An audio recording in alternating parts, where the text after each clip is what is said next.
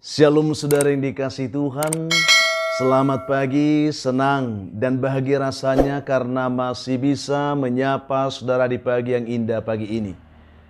Doa juga harapan saya untuk saudara semua yang mendengarkan renungan pagi ini dimanapun saudara berada saat ini, bahwa saudara semua dalam keadaan sehat, dalam keadaan baik tentunya, penuh dengan sukacita saudara semuanya diberkati Tuhan di sepanjang hari ini. Puji Tuhan saudaraku, pagi ini kita masih diberi anugerah hari baru oleh Tuhan, tentu dengan berkat Tuhan yang baru yang bisa kita nikmati di sepanjang hari ini. Namun sebelumnya saudara, mari kita terlebih dahulu merendahkan diri, kita berdoa memohon kekuatan dari Tuhan memimpin hidup kita di sepanjang hari ini. Kita berdoa. Bapa di surga, kami menaikkan syukur kepada Tuhan di pagi yang indah ini, bersyukur untuk kebaikan juga kasih setia Tuhan yang telah memimpin, menyertai juga memberkati kehidupan kami sepanjang malam. Juga sudah menganugerahkan kepada kami hari baru pagi ini. Berkati dan pimpinlah kami oleh Roh Kudus-Mu Tuhan, sehingga kami boleh berjalan dalam kemenangan Kristus di sepanjang hari ini. Dalam nama Tuhan Yesus kami berdoa. Amin. Saudara yang dikasihi Tuhan, firman Tuhan yang menjadi dasar perenungan kita pada pagi hari ini, saya siapkan satu bagian dari ayat firman Tuhan yang terambil dari kitab Amsal pasal yang ke-15 ayat yang kedua saudara. Demikian bunyi firman Tuhan bagi kita pagi ini. Lidah orang bijak mengeluarkan pengetahuan, tetapi mulut orang bebal mencurahkan kebodohan. Demikian jauh pembacaan firman Tuhan bagi kita pada pagi hari ini saudara. Topik perenungan kita pagi ini adalah menggunakan lidah dengan bijak. Ini yang coba kita renungkan pada pagi hari ini, sehingga kita semua menjadi pribadi-pribadi yang bijak dalam memanfaatkan, mempergunakan mulut kita atau lidah kita. Paling tidak di hari ini saudara. Saudara yang dikasihi oleh Tuhan Yesus Kristus, konon dikisahkan ada seorang perempuan yang berkulit putih. Dia mengajak anaknya untuk naik angkot umum yang dikemudikan oleh seorang pria yang berkulit hitam. Ketika anak perempuan ini pertama kali melihat orang yang berkulit hitam seperti supir itu, ia merasa ketakutan karena ia belum pernah melihat orang berkulit putih, orang yang berkulit hitam seperti itu. Sehingga ketika dia melihat supir itu, dia sangat ketakutan saudara. Lalu karena takutnya, ia berbicara kepada ibunya. Dia katakan, "Bu, apakah orang ini penjahat? Apakah yang dilakukannya sehingga kulitnya itu begitu hitam?" Itulah pertanyaan anak ini kepada ibunya. Lalu mendengar perkataan anaknya itu saudara, sopir berkulit hitam itu pun dia terdiam sedih. Ya. Lalu ibunya itu menjelaskan kepadanya, demikian, "Bukan anakku," dia katakan. "Ia orang baik." Ya.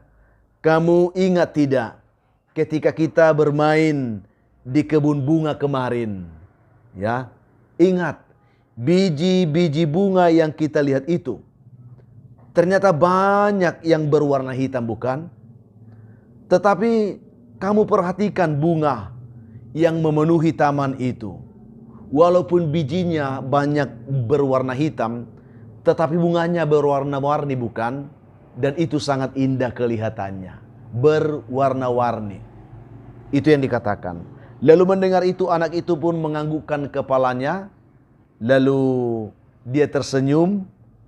Dan ia tidak takut lagi kepada supir mobil itu, yang pada saat itu memang pada saat dia baru pertama melihat dia sangat ketakutan. Tetapi setelah mendengarkan penjelasan ibunya, dia tersenyum. Dia begitu yakin akan penjelasan ibunya bahwa supir yang berkulit hitam itu adalah orang baik. Saudara yang dikasihi oleh Tuhan Yesus Kristus, ini hanya sebuah kisah bagi kita. Bagaimana seorang tua mempergunakan mulutnya meyakinkan anaknya dan tanpa harus menyakiti orang yang ditakuti oleh anaknya tersebut. Menurut Amsal 15, saudaraku, ayat yang ke-28, di sana firman Tuhan mengatakan, hati orang benar menimbang-nimbang jawabannya, tetapi mulut orang fasik mencurahkan hal-hal yang jahat. Dan saudaraku yang dikasihi Tuhan, kalau kita baca lagi di ayat yang kedua, di sana firman Tuhan katakan, lidah orang bijak mengeluarkan pengetahuan. Dan ayat yang keempat, tetapi lidah curang melukai hati. Tentu kita bisa menangkap makna dari ungkapan-ungkapan firman Tuhan ini. Bagaimana kita harus sungguh-sungguh memperhatikan cara kita mempergunakan lidah kita, mempergunakan mulut kita dalam berkata-kata, menjawab segala sesuatu dengan mulut tentunya. Tentu perlu kita bijak mempergunakan lidah kita, supaya lidah kita ini benar-benar bermanfaat baik bagi diri kita, juga bagi orang-orang yang mendengarkan perkataan kita. Saudaraku yang dikasihi Tuhan, menyadari hari inilah, sehingga kalau kita baca dalam Mazmur 39 ayat 2, di sana pemazmur Daud berkata dengan lantang, aku hendak menjaga diri, supaya jangan aku berdosa dengan lidahku.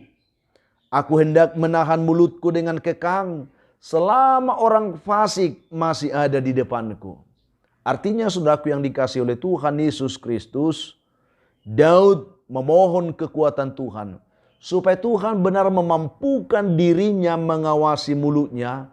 Dan dikatakan ayat yang ketiga, kalau kita baca lagi Mazmur 141, dikatakan berjaga-jagalah di dalam pintu bibirku. Saudara yang dikasihi Tuhan, berbicara tentang mulut dan lidah ini adalah sesuatu yang ditanggapi serius oleh firman Tuhan. Baiklah setiap kita orang yang percaya, orang yang mengenal Tuhan, orang yang tahu kebenaran firman, benar-benar dapat memperhatikan mulut kita, memperhatikan lidah kita, dan dapat mempergunakan mulut kita memperkatakan perkataan yang bijak, perkataan-perkataan yang baik, perkataan-perkataan yang membangun, meneguhkan, menguatkan, dan memberi semangat kepada orang-orang yang mendengarkan mulut kita berbicara. Itu yang saya ingin sampaikan pada pagi hari ini. Saudaraku yang sangat dicintai Tuhan, kita tahu bahwa ada begitu banyak orang, bahkan saat ini, bahkan mungkin yang sedang mendengarkan renungan ini, yang selalu gemar mempergunakan mulutnya untuk mengucapkan kata-kata yang selalu melemahkan dan bahkan selalu ingin menghancurkan kehidupan orang lain yang mendengarkan dia berbicara. Ada orang yang gemar seperti itu, di mana setiap dia berbicara, dari mulutnya itu selalu keluar silet, selalu keluar pisau atau golok, yaitu perkataan yang menyayat, perkataan yang selalu menyakiti, yang selalu melukai dan memedihkan perasaan orang lain yang mendengarkan. Saudaraku yang dikasihi Tuhan Yesus Kristus, dengan mendengarkan renungan kita pada saat ini, baiklah siapapun kita yang selalu mempergunakan mulut kita seperti silet, golok, dan juga saya katakan tadi yang selalu menyayat, menyakiti hati orang, mari kita bertobat saudaraku. Tidak ada gunanya kita menyakiti hati orang. Tidak ada gunanya kita melukai perasaan orang. Mari kita selalu menggunakan mulut kita ini secara bijak. Mari kita mempergunakan lidah kita ini secara baik. Sehingga setiap perkataan atau bahkan jawaban-jawaban yang keluar dari mulut kita, atau mungkin penjelasan-penjelasan yang bisa kita ungkapkan tentang sesuatu, itu selalu dapat membangun orang yang mendengar.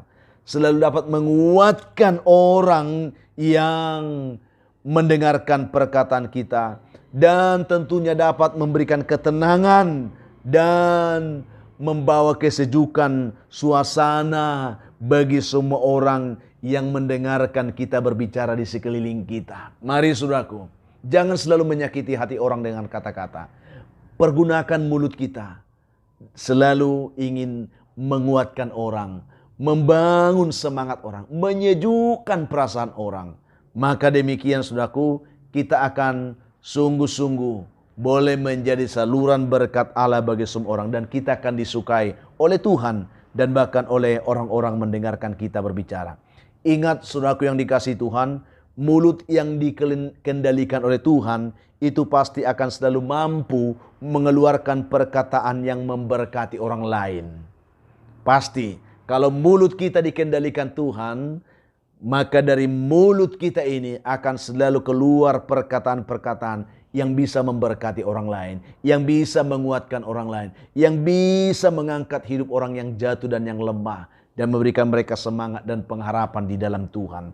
Oleh karena itu, saudaraku, milikilah lidah yang bijak, ya, milikilah mulut yang bijak. Pergunakan mulutmu, pergunakan lidahmu, ya, benar-benar untuk membangun orang, ya, memberikan semangat, menyejukkan, dan memberkati orang-orang yang mendengarkan kita berbicara.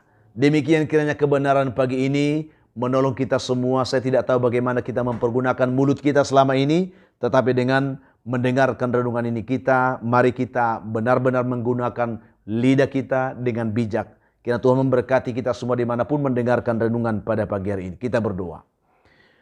Bapa kami menaikkan syukur untuk kebaikan-Mu yang telah kami terima pagi ini, mengajari kami supaya kami benar-benar dapat menggunakan lidah kami, mulut kami dengan bijak.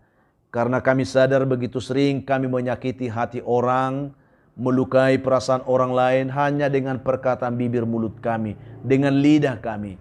Tetapi dengan kami mendengarkan renungan pagi ini, sesungguhnya kami dapat mempergunakan mulut kami, mempergunakan lidah kami, menguatkan orang yang lemah, mengangkat orang yang terjatuh, memberi semangat kepada orang-orang yang tidak berdaya, memberi pengharapan kepada orang-orang yang putus asa. Berkatilah setiap umat Tuhan yang mendengarkan renungan ini, yang lemah dikuatkan Tuhan, yang putus asa diberi harapan, yang jatuh diangkat, yang berduka dihibur Tuhan, yang berbeban berat diberikan kelegaan oleh Tuhan pada pagi hari ini.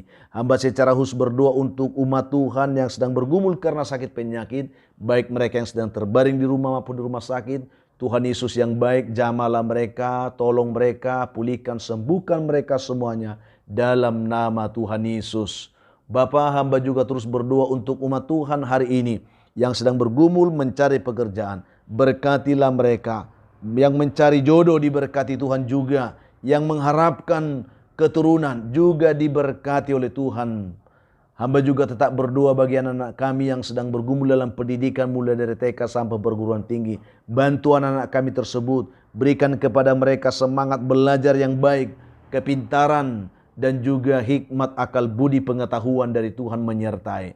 Hamba tetap berdoa untuk umat Tuhan yang hari ini mereka berulang tahun. Penuhkanlah sukacita mereka Tuhan. Berkati mereka dimanapun. Ajar mereka bersyukur karena itu anugerah Tuhan atas hidup mereka hari ini.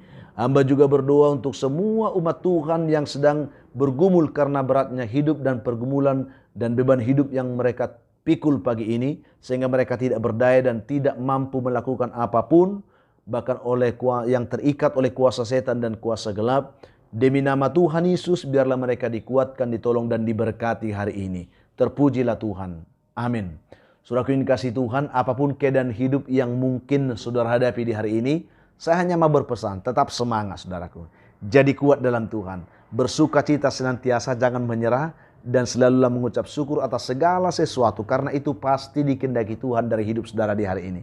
Kalau saudara mempunyai beban, pergumulan hidup yang berat, dan saudara memang rindu didoakan, hubungi kami saudaraku di nomor telepon yang tertera di layar saudara. Kami siap membantu mendukung saudara di dalam doa. Itu komitmen kami. Dan kalau saudara mengharapkan renungan ini selalu ada menyapa saudara setiap hari, ya, dukung kami dalam pengembangannya dengan selalu mau membagikan renungan ini kepada sebanyak mungkin orang yang bisa menonton dan mereka pun diberkati. Itu penyemangat bagi kami untuk tak berkarya. Berikan juga komentar saudara di link YouTube kami dan juga pencet tombol like-nya dan subscribe-nya sebagai bentuk dukungan saudara untuk pelayanan ini. Saudara yang dikasihi Tuhan, kami juga memberitahukan bahwa renungan inspirasi ini telah kami bukukan saudara. kami telah cetak bukunya. Dan bagi saudara yang menginginkan buku ini, bisa menghubungi kami secara pribadi nomor yang tertera di layar saudara. Ya, kami akan memberikan buku ini secara spesial bagi saudara yang ingin memilikinya. Akhirnya saya Pendeta Linti Dongoran, Pendeta di GKP Jemaat Khusus Horsa Medan, menyampaikan sampai jumpa saudaraku di kesempatan lain tentunya. Tuhan memberkati hidup saudara di hari ini. Shalom.